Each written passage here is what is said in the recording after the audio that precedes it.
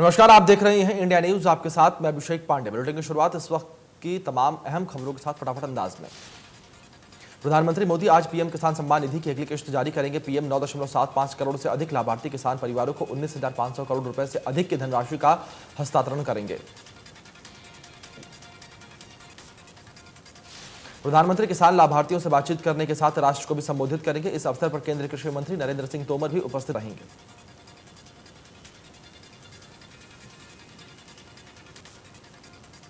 Tokyo Olympic में परचम लहराने के बाद कई खिलाड़ी आज भारत वापस लौट रहे हैं। पदक जीतने वाली दिल्ली के मेजर ध्यानचंद स्टेडियम में सम्मानित किया जाएगा। स्पोर्ट्स अथॉरिटी ऑफ इंडिया ने लिखकर अपील की है कि भीड़ के मद्देनजर आसपास के इलाकों में सुरक्षा के पुख्ता। ओलंपिक में भारत ने अपना सर्वश्रेष्ठ प्रदर्शन दिखाया है। भारतीय खिलाड़ियों ने 7 मेडल अपने नाम किए हैं, जिनमें 1 गोल्ड, 2 सिल्वर और 4 ब्रॉन्ज मेडल हैं।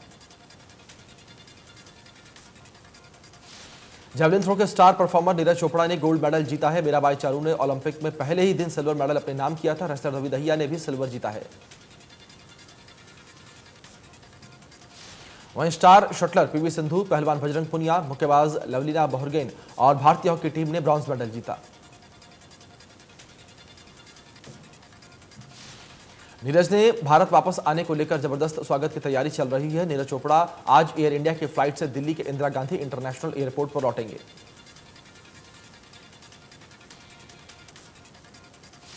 भिवानी पहुंचे कृषि मंत्री जेपी दलाल ने ओलंपिक विजेताओं को बधाई दी। साथ ही खेल रत्न पुरस्कार का नाम राजीव गांधी से बदलकर मेजर ध्यानचंद के नाम पर करने के केंद्र सरकार के फैसले को सही ठहराया।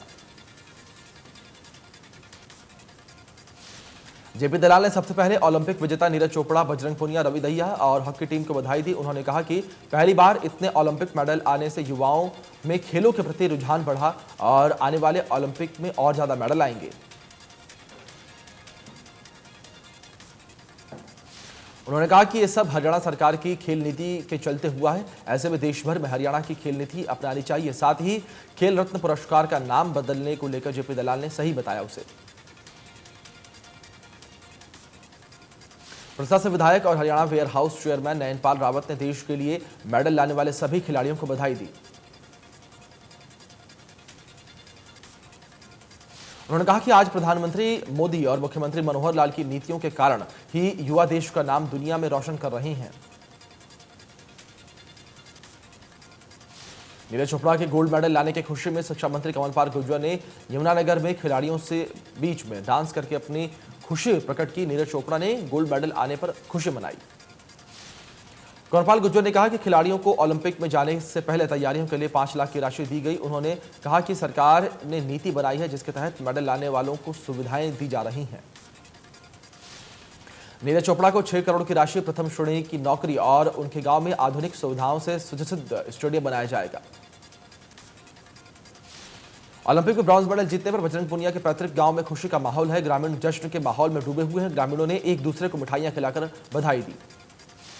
उन्होंने कहा कि जब गांव में इंडोर स्टेडियम बनकर तैयार हो जाएगा तो उम्मीद है कि बजरंग की तरह और भी युवा देश और दुनिया में गांव का नाम रोशन करेंगे। हरियाणा के डिप्टी सीएम दुष्यंत चौटाला ने ओलंपिक में पदक जीतने वाले खिलाड़ियों को बधाई दी। 13 अगस्त को हरियाणा लौटने पर खिलाड़ियों को सम्मानित किया जाएगा। दुष्यंत ने कहा कि भारत को इस बार 7 मेडल हासिल हुए हैं। एकल गेम में मेडल हासिल करने में भी हरियाणा की 50% हिस्सेदारी है। दुष्यंत चौटाला ने कहा कि हरियाणा की खेल नीति बेहतर होने से ओलंपिक में अच्छा रिजल्ट मिला है। उन्होंने कहा कि खिलाड़ियों की मांग हरियाणा सरकार पूरी करेगी। उन्होंने कहा कि महिला हॉकी में हरियाणा के खिलाड़ियों का बेहतर प्रदर्शन था। उन्होंने कहा कि सिरसा की बेटी सविता पुनिया और टीम इंडिया ने अच्छा प्रदर्शन किया है। पूरे हरियाणा में बीजेपी तिरंगा यात्रा निकाल रही है, जिसकी शुरुआत 1 अगस्त को भिवानी से हुई है। गृह मंत्री अनिल विज के विधानसभा क्षेत्र में तिरंगा यात्रा का आयोजन किया गया।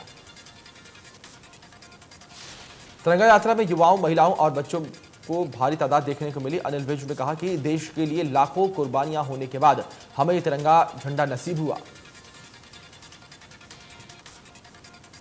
अनिल ने कहा कि तिरंगा देश की आन बान शान है। हमारे देश की आजादी के लिए हुई लाखों कुर्बानियों के बाद हमें यह तिरंगा झंडा प्राप्त हुआ है। पंचकुला सेक्टर 2 में शहीदों के सम्मान में बीजेपी कार्यकर्ताओं ने तिरंगा यात्रा निकाली। विधानसभा अध्यक्ष ज्ञानचंद गुप्ता ने कहा कि शहीदों का सम्मान हमारे लिए सर्वोपरि। बीजेपी कार्यकर्ताओं ने शहीद मेजर संदीप शांखला स्मारक पर पुष्पांजलि की और विधानसभा अध्यक्ष पंचकुला से विधायक पूर्व केंद्रीय राज्य मंत्री रतनलाल कटारिया और जिला अध्यक्ष अजय शर्मा की अगुवाई में तिरंगा यात्रा निकाली गई। तिरंगा यात्रा में भारी संख्या में लोग मौजूद थे। भारी संख्या में ट्रैक्टर व तिरंगा लगाया गया था। वहीं इसके साथ साथ भारी संख्या में युवा मोटरसाइकिल पर भी सवार थे।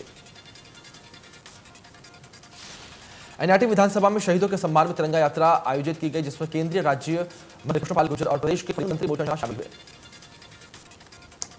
यात्रा प्याली चौक फरीदाबाद से शुरू की गई थी। जगह जगह तिरंगा यात्रा का जोरदार स्वागत किया गया और एयरफोर्स रोड एनआईटी फरीदाबाद पर तिरंगा यात्रा समाप्त हुई।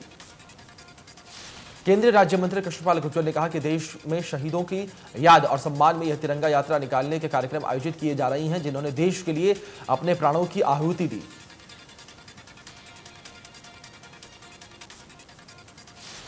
गुरुग्राम स्वास्थ्य विभाग की तरफ से तीसरी लहर को लेकर तमाम तैयारियां पूरी कर ली गई हैं। तीसरी लहर का संकट कहर न बरपाए, इसको मद्देनजर रखते हुए स्वास्थ्य विभाग की टीम की तरफ से 1000 बेड सुनिश्चित कर लिए गए हैं, जिसमें से 700 बेड ऑक्सीजन युक्त होंगे। कोरोना की आंशिक तीसरी लहर को लेकर स्वास्थ्य विभाग ने सभी तैयारियां पूरी कर ली हैं।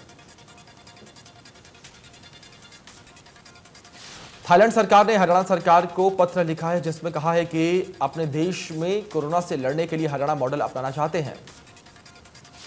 इसके बारे में कैबिनेट मंत्री अनिल विज ने बताया कि थाईलैंड में इस वक्त कोरोना बहुत फैला हुआ है। जिस तरह से हरियाणा सरकार ने सफलतापूर्वक कोरोना से लड़ाई लड़ी, उससे प्रभावित होकर थाईलैंड सरकार ने उन्हें पत्र लिखा है।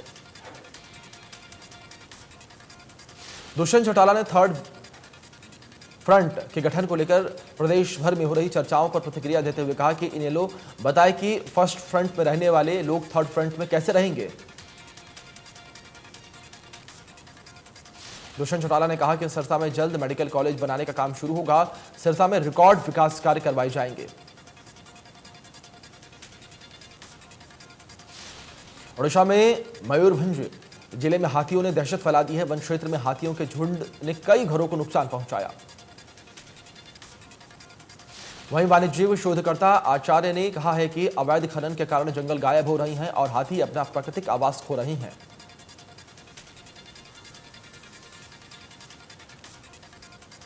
टोक्यो ओलंपिक में कुश्ती में सिल्वर मेडल जीतने वाले रेसलर रवि दहिया ने के परिजनों से सीएम मनोहर लाल ने मुलाकात की। इस दौरान सीएम मनोहर लाल ने रेसलर रवि दहिया के पिता को मिठाई खिलाकर बधाई दी। पंचायत चुनाव को लेकर हरियाणा जन चेतना पार्टी के कार्यकर्ताओं में उत्साह है। पूर्व केंद्रीय मंत्री विनोद शर्मा ने बैठक की। मेयर शक्ति रानी शर्मा भी मौजूद रही। हरियाणा पुलिस का पेपर लीक होने पर कांग्रेस नेता अशोक अरोड़ा ने कहा कि जिस प्रकार से हरियाणा प्रदेश में भूमाफिया पैदा हो गए थे, अब हरियाणा प्रदेश में पेपर माफिया पैदा हो गए हैं। अशोक अरोड़ा ने कहा कि 9 अगस्त को हरियाणा प्रदेश में कांग्रेस सड़कों पर उतरकर रोष मार्च निकालेगी। जिस प्रकार से न्यायपालिका के लोगों के साथ साथ पत्रकार और राजनीतिक लोगों के फोन टैप किए गए हैं, इनकी जांच होनी चाहिए। विधानसभा सत्र शुरू होने से पहले अशोक अरोड़ा ने कहा है कि सिर्फ कागजी कार्रवाई 2 दिन में करके ये दिखाना चाहते हैं कि किस तरह से विधानसभा सत्र मात्र ढकोसला है। पलवल जिले के होडल में मेगा पौधारोपण और वितरण अभियान के अंतर्गत 20,000 फलदार पौधे वितरित किए गए। प्राइवेट स्कूल प्रमोट एसोसिएशन के अध्यक्ष हरद्वारी लाल सौरौत ने कार्यक्रम की अध्यक्षता की। जिला पलवल में अगस्त महीने में 3 लाख पौधे वितरण और रोपण का लक्ष्य रखा गया है। भारत स्काउट्स एंड गाइड्स के जिला संगठन आयुक्त योगेश सोरैत और प्रधानाचार्य करतार सिंह ने कार्यक्रम का संचालन किया। सिरसा में स्टाफ कलेक्शन कमीशन की सिपाही पद के लिए होने वाली परीक्षा पेपर लीक होने की वजह से रद्द कर दी गई है, जिससे गुस्साए विद्यार्थियों ने स्कूल के बाहर प्रदर्शन करना शुरू कर दिया। विद्यार्थी ने बताया कि पेपर रद्द होने के बाद हमारी उम्मीदों पर पानी फिर गया है और अब हम दोबारा पेपर देने नहीं आएंगे। फरीदाबाद के सेक्टर 86 प्रिंसेस पार्क में रहने वाले लोगों ने सुविधाओं के ना मिलने और मनचाही वसूली करने के विरोध में बीपीटीपी के खिलाफ नारेबाजी करके प्रदर्शन किया। लोगों ने प्रदर्शन के अलावा सोशल मीडिया पर भी बीपीटीपी के खिलाफ कार्रवाई करने के लिए कदम उठाए हैं। यह लोग सुविधाओं के नाम पर हर महीने पैसे भी भरते हैं। उन्होंने प्रशासन को शिकायत की थी कि लेकिन प्रशासन का सहयोग नहीं मिल रहा है। इस मामले में अब ये अदालत का दरवाजा खटखटाने वाले हैं और सोशल मीडिया का भी सहारा लेने वाले हैं। सोनीपत के दोदवा गांव में किसान की हत्या मामले में पुलिस को बड़ी कामयाबी मिली है। पुलिस ने महज 36 घंटे में ही 5 आरोपियों को गिरफ्तार कर लिया। ये आरोपी कुख्यात गैंग काला जठेड़ी से संबंध रखते हैं। एएसपी निकिता खट्टर ने प्रेस कॉन्फ्रेंस करके जानकारी दी। आरोपी के गोलू ने पहले ही तो अंधाधुन फायरिंग करके किसान की हत्या कर दी थी और हत्या के 13 मिनट बाद सोशल मीडिया साइट फेसबुक पर पोस्ट लिखा। गोलू को पुलिस ने उसके साथियों के साथ कुरुक्षेत्र से गिरफ्तार किया है। एएसपी ने बताया कि एक पुलिस ने 5 बदमाशों को गिरफ्तार किया है। जैसे एक चीता की भटिंडा हुई है। फिलहाल पुलिस अभी आरोपी रिमांड पर लेकर पूछताछ में जुटी हुई है। पंचकुला में भी पुलिस को बड़ी सफलता हाथ लगी है। पुलिस ने पंजाब के कुख्यात गैंगस्टर बम्हिया ग्रुप के 2 शार्प शूटरों को गिरफ्तार किया है। पुलिस के मुताबिक अंबाला के रहने वाले अर्जुन उर्फ अज्जू और सौरभ उर्फ मऊ को गिरफ्तार कर लिया गया है। दोनों आरोपी पंचकुला में एक गैंगवॉर को अंजाम देने पहुंचे थे। पुलिस ने बताया कि शार्प शूटर अर्जुन और सौरभ पहले गैंगस्टर लॉरेंस बिश्नोई के लिए काम करते थे। गैंग ज्वाइन करने के दौरान दोनों आरोपियों को विदेश से फंडिंग और विदेशी हथियार मुहैया कराए जाने की बात कही गई थी। कुरुक्षेत्र के शाहबाद उपमंडल में केबल चोरी करने वाले एक आरोपी को लोगों ने पकड़ा है। पुलिस के मुताबिक केबल चोरी करने वाले आरोपी को लोगों ने रंगे हाथों पकड़ा। आरोपी पहले भी कई वारदातों को अंजाम दे चुका है। ग्रामीणों ने बताया कि आरोपी के पास से 16 मीटर केबल मिली है।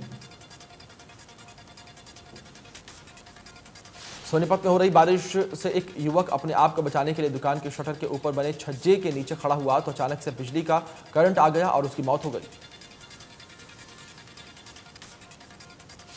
परिजनों ने बिजली निगम के खिलाफ लापरवाही का केस भी दर्ज करवाया है। अब पुलिस ने इस मामले में जांच पड़ताल शुरू कर दी है।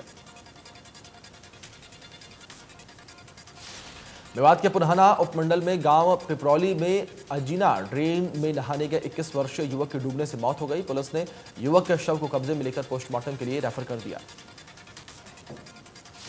युवक की पहचान माहिर निवासी गांव कंगवानी के रूप में हुई है। नौजवान युवक की मौत के बाद परिवार में मातम का माहौल है। नूह में 67 साल के बुजुर्ग के प्रेम विवाह को लेकर लोगों ने पंचायत का आयोजन किया और शादी को लेकर नाराजगी जताई। झज्जर के गांव चांदोल गांव में एक व्यक्ति की रहस्यमय परिस्थितियों में जलने से मौत हो गई। जलकर मरने के पीछे का कारण क्या है, इस बात का खुलासा अभी नहीं हो पाया है। मृतक की पहचान 40 वर्षीय पूर्ण पुत्र मलकुराम निवासी चंदौली के रूप में हुई है। धर्मनगर कुरुक्षेत्र में शहीद तिरंगा सम्मान यात्रा का आयोजन किया गया। इस यात्रा में धर्मनगरी के लोगों ने बढ़ चढ़कर हिस्सा लिया। उन्होंने कहा कि टोक्यो ओलंपिक में प्रदेश के जिन खिलाड़ियों ने पदक लाकर देश का गौरव बढ़ाया है उन्हें सम्मानित किया जाएगा। इसके अलावा धर्मनगरी की हॉकी टीम की बेटियों को स्वागत में भी कोई कसर नहीं छोड़ी जाएगी। सिरसा में निजी स्कूल संचालक ने आत्महत्या कर ली है। स्कूल संचालक ने राजस्थान के सिद्धमुख नहर में छलांग लगाकर आत्महत्या की। पुलिस ने गोताखोरों की मदद से शव बरामद किया है। राजस्थान की भिवाड़ी पुलिस मामले की जांच पड़ताल कर रही है। करनाल के नगला मेगा गांव में हादसा हो गया। सावन शिवरात्रि के पर्व पर पिकअप पर निकल रही शोभा यात्रा के दौरान एक युवक ने बिजली के तार को गलती से पकड़ लिया, जिसके बाद करंट की चपेट में 5 लोग आ गए। हादसे में एक की मौत हो गई और 4 लोग घायल हैं। एक की हालत गंभीर है। मेवात जिले में एक बार 7 लाख से अधिक पौधे लगाए जाएंगे। स्कूलों में पढ़ने वाले बच्चों को फलदार पौधे लगाने के लिए प्रेरित किया जाएगा। संख्या में पेड़ लगाने ये जाएंगे। साथ ही लोगों को सुनिश्चित करने के लिए भी कहा गया है। मेवात की धरती पर आने वाले कुछ सालों में चारों तरफ न केवल हरियाली दिखाई देगी बल्कि कई प्रकार के फलों के पेड़ भी दिखाई देंगे। देश में फिर बढ़ने लगे कोरोना के नए केस। पिछले 24 घंटे में सामने आए 36,000 नए केस। कुल मरीजों की संख्या हुई 3 करोड़ 19 लाख के पार। देश में एक दिन में 40,047 लोगों की कोरोना से मौत हो गई। देश में अब एक्टिव केस करीब 4 लाख हैं। महाराष्ट्र में 24 घंटे में कोरोना के 5,508 नए मामले सामने आए हैं। एक दिन में 151 मरीजों ने अपनी जान गंवाई। महाराष्ट्र में एक्टिव केस की संख्या 71,510। महाराष्ट्र में कोरोना के डेल्टा वेरिएंट के 30 संक्रमित में से 28 लोग ग्रामीण इलाकों के 24 घंटे में कोरोना की बात रही कि 24 भी मरीज की मेव है। दूसरी लहर पर लगी रोक, एक दिन में सामने आए 19 नए मरीज, एक मरीज में मरीजों की संख्या हुई 77,000। दिल्ली में सोमवार से साप्ताहिक बाजार फिर से खोल दिए जाए। कोरोना की दूसरी लहर में मामलों के बढ़ने के चलते कई गतिविधियों को बंद कर दिया गया है। सीएम केजरीवाल ने ट्वीट करके बताया कि सोमवार से साप्ताहिक बाजार खोल दिए जाएंगे। ये गरीब लोग हैं, सरकार उनकी रोजी रोटी को लेकर काफी चिंतित है। अमेरिकी कंपनी जॉनसन एंड जॉनसन के सिंगल डोज वैक्सीन को भारत में इमरजेंसी इस्तेमाल की मंजूरी मिल गई है। स्वास्थ्य मंत्री मनसुख मांडविया ने जानकारी दी। खास बात यह है कि यह भारत में इस्तेमाल होने वाली पहली ऐसी वैक्सीन होगी जो कोरोना के खिलाफ सिंगल डोज में भी कारगर साबित होगी। कांग्रेस के पूर्व अध्यक्ष राहुल गांधी का ट्विटर अकाउंट अस्थायी तौर पर सस्पेंड हो गया था, जो बाद में फिर से बहाल हो गया। कांग्रेस पार्टी के आधिकारिक ट्विटर हैंडल से ट्वीट करके जानकारी दी गई थी कि राहुल गांधी का ट्विटर अकाउंट अस्थायी तौर पर सस्पेंड हो गया है। वहीं इस मामले में सोशल मीडिया ने राहुल गांधी के अकाउंट को सस्पेंड किए जाने से इनकार किया। जम्मू कश्मीर ने अलग अलग हिस्सों में 50 जगहों पर एनआईए छापेमारी कर रही है। टेरर फंडिंग मामले में एनआईए की बड़ी कार्रवाई है। इसके साथ श्रीनगर, बाड़गाम, गंदरबल, शोपियां, कुपवाड़ा और मारी जारी। राष्ट्रीय राजधानी दिल्ली में बारिश होने से मौसम का मिजाज बदला। मौसम विभाग ने आज भी बारिश होने की संभावना जताई है। इस बीच राष्ट्रीय राजधानी दिल्ली, प्रदेश और राजस्थान के भारी बारिश होने की संभावना जताई है। मध्य प्रदेश में 5 दिनों बारिश का अलर्ट जारी है। अभियान से फिल्मों और टीवी की दुनिया से अलग अलग करने वाले अभिनेता अनुपम श्याम ओझा का निधन हो गया। अनुपम लंबे समय से किडनी से जुड़ी समस्याओं से जूझ रहे थे। अनुपम श्याम एक हफ्ते पहले गंभीर हालत में मुंबई के गोवा इलाके में लाइफलाइन अस्पताल में भर्ती कराए थे।